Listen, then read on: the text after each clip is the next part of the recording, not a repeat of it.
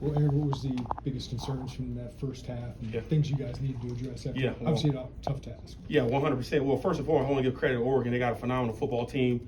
Coach Lannon, right? Guys were flying around. They got really good players. They did a tremendous job. But I think part of that is, I think it was, and I want to be very, very careful how I say this. I think that was needed for us.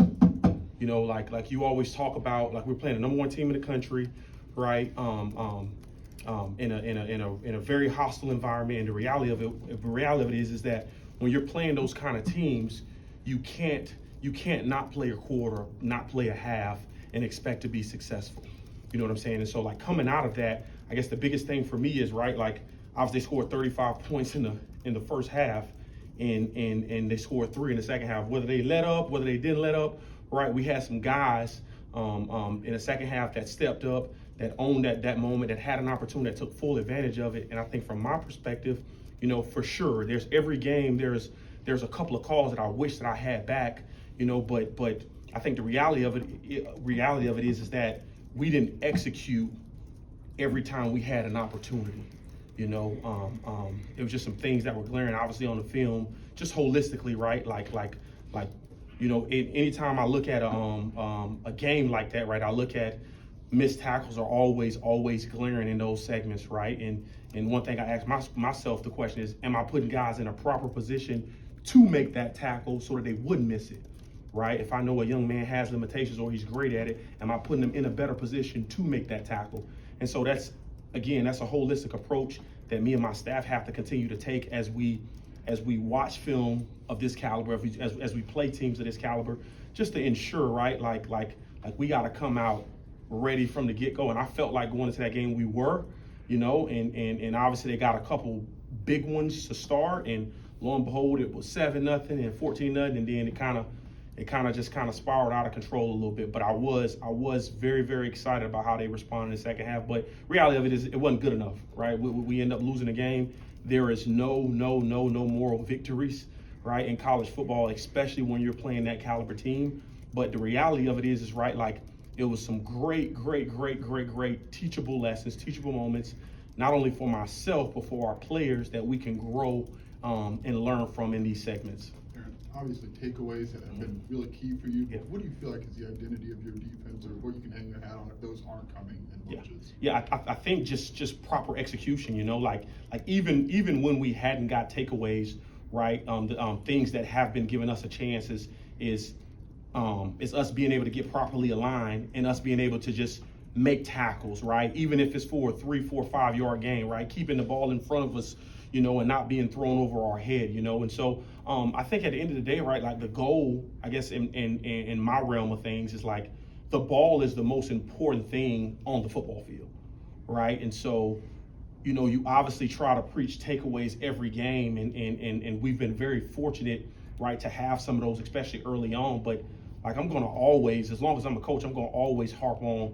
taking the ball away, because again, a team can rush for a handful of yards or throw for a handful of yards, but if they turn the ball over 5, 6, 7 times, you got a chance to win that ball game. And so, like coming out of that game, right, like it's always harping on like did we have enough shots and enough instances to take those balls away, right? And when they don't occur, right, we have to be technically sound, and we got to be fundamentally sound that we do our job and execute. And we did it on some plays, and some plays we didn't. And the result of some of that was obviously they had some good players as well, but the result of some of that, like when it didn't go in our facet, some of those went for touchdowns, right? And they just can't happen against those caliber teams. You know what I'm saying? And so, especially if you want to be in that game and try to win it. Minnesota, what do you see from them offensively? Well, first and foremost, right, like I think Coach Fleck is like historically done a really good job there, right? Like he's that's always a really gritty team. They are fundamentally sound. They're going to run the football. They're going to throw the football, right? Like they got some really good players at some very, very key positions that make them a tall task, right? Quarterback, right? I think Brosner, is it Max Brosner, right? He does a phenomenal job in running that offense, right? Well, prior to him, they had quarterbacks who also did a phenomenal job. They didn't throw or force the ball into action and have a lot of turnovers, right? And so they're very, very smart with the football. The running backs, right? The running backs, they run hard, they run downhill, and they do what they can to just keep moving the chains, right? And they'll take their shots down the field when you're sleeping. But I think what makes this offense very, very, very, very special, right, is on top of them having a really good O-line, on top of them having a really good quarterback and a good running back, I think there's a receiver on that team. I think it's Daniel Jackson, 9. I think he's probably the most underrated receiver in the country. I will go on record and say that young man is absolutely special, you know, and he's just done his job. He's did his job every single year, and he flies under the radar. But when catches or big plays need to be made, that guy is always on the radar, right? And so we got to do a really good job in understanding where he's lined up at. We got to do a really good job, obviously, in making sure that we stop the run, you know, so that they don't open up the pass game, right, and have kind of both those things to lean on. But they got a really, really good offense, right? And obviously this is that time of year where you start to get in the late part of the season, guys start to get dinged up, and the weather starts to change a little bit. But I mean, this team, they're playing at a very, very high level at this point in the season, and so it's going to be a tall task, but we got to do what we can do and do what we should do in order to try to stop them every time we get a chance. But they got some talented players, which we know moving from here on out, every team that we're going to play is going to have talented players, but they got some players that could truly beat you in one-on-one settings, and we can't allow that to happen. Can I ask Seems you like about a- Tez Johnson touchdown, the first one. Yeah. Drop 3. I know sometimes you want to change Drop 8. the drop 8. Yes, Yes, sir. rush 3.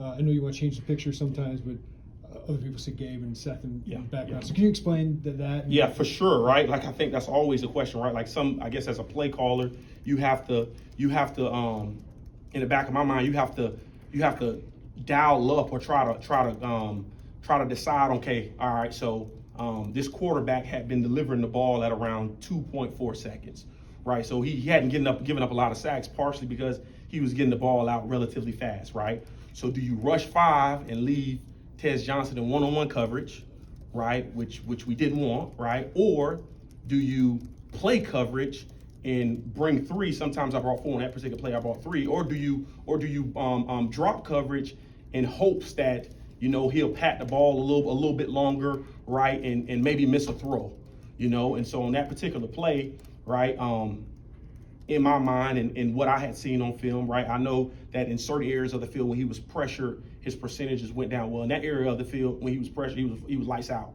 He was really good, right? And so my goal at that moment was to make sure, right, it was 3rd and 6, right? The prior 3rd down, we had been in man-to-man coverage and they hit us on the screen, okay? And so I had to weigh my odds there, right? And I knew exactly what I wanted to go to. And obviously he had some time. He was able to pat the ball a little bit. But that call has been a very significant call for us. He found Tez, right? And, I mean, Tez Johnson's a really good player, right? Like, that's the reality of it. He was bottled up. He had about 4 or 5 guys around him, and he made a miss. That's a very, very elite, talented player, right? And had we had one guy on him to cover him, maybe the same result of that happens, right? Maybe it doesn't.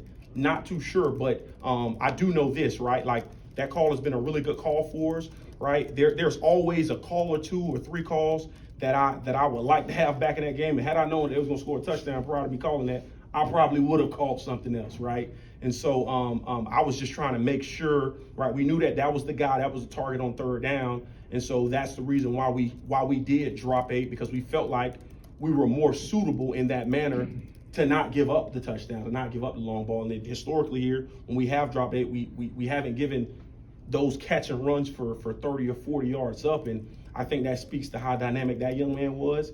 And I think more importantly, right, when you're trying to eval those things and eval those situations, right, is there another call I could have went to? Yeah, for sure, 100%. There's a man-free call I could have went to. Could I have doubled him? Absolutely, probably could have doubled him in that same manner. But, you know, like, I think if you give up a touchdown, no matter what the call is, you're going to always have regrets on, right, could this call or that call have been better, you know? So, again, I take full responsibility for that, and I have to do a better job of putting our guys in a better position. But I I think at the end of the day, man, like good players make good things happen, right? And if you hit pause on the film, we have like 4 or 5 guys around him to tackle him, and he does a damn good job at making some guys miss, and he gets to the end zone and he scores a touchdown. Obviously, we like to catch and tackle right there to live another down, but you know, like I think that's a part of playing the game, and you gotta live with that when those calls are made, and in order to move on and be better from it. Seems like Those two drives depth. where They went 7-0, 14-0. Yeah. They went 4 for 4 on third down. Yeah. My question is, did you like where you guys were on early downs, getting on schedule? Yeah, I did. I really, really did. You know, and I gave them a combination of man. I gave them a combination of zone on third down. You know, and they got good players, right? You know what I'm saying? And so I did like the track that we were on early downs. You know, I felt like we were getting them to some suitable third downs for us. You know, but they you know, I have to do a much better job in helping our guys out in terms of some of those play calls, man. Because I mean, they you know, I think at the end of the day, it was right. It was in that specific game plan with how explosive they were. My mentality was like, let's make them drive. If it's 10, 15, right, 20 plays, let's make them drive the length of the field, you know, and they end up getting a couple of explosives that end up leading to some very, very, very big plays, and we just got to be better. We got to be better tackling. We got to be better in our vision and break, making sure we have an understanding of where that go-to guy is, because that young man was, I mean, he had done that in prior games, you know, and so we just got to continue to take the approach of, right, being myself being very, very detailed on if there's a guy of that caliber. You know, he had 75 targets coming into that game, all right, and he had 57 catches, right? It was significantly more than everybody else, and you know, I felt like we had a really, really good plan against him, you know, because we knew that and our players knew that. But you know, that cat's he's pretty special. He's a good player. Seems like a depth in the back end is coming into play. What have you been seeing from the guys who've been running with the 2s and 3s? You know, I think the coolest thing, unfortunately, about us losing was you were able to see some guys get in there and do some really good things, right? You saw Tyson Rooks show up and make a play. You saw Juice Clark, right, go in there and put his face on some people. And so right now we're obviously going to proceed as normal. We are assuming that every young man is playing that played on Saturday. Right, we had a couple of guys get dinged up, but you know, I think at the end of the day, man, like when you recruit and you bring in talented players, you know, like we got first, second, and third team guys that I truly believe can go anywhere and play ball, you know, and they just so happen to have some really, really good players in front of them. And so I'm not really concerned about like who's out there or who's not out there, because the plan that we put in place, we call them DBs for a reason. We got some guys that are truly interchangeable and can play all over the field, you know. And so I can tell you this, whatever young man is out there, they're going to be more than ready for their opportunity. I wish you could have seen Tyson Rooks look in his face, right, like when he knew he was going in the game, right? And verbatim, that young man looked at me, right, knowing that obviously Tyler had just went down. He said, "Coach, I'm going to make a play." Like, he didn't bat an eye, right? He obviously was a receiver prior to, but he said, "Coach, I'm going to make a play." Right? And you should have seen his preparation prior to that. You should have seen it. You should have seen him in film study prior to that. And so just to see him go out there and I know it obviously was in the second half of the game, right? Those kind of things and those kind of moments are going to be so vital to our success moving forward, because that's a growth element that you typically don't get, right, in a loss of that caliber.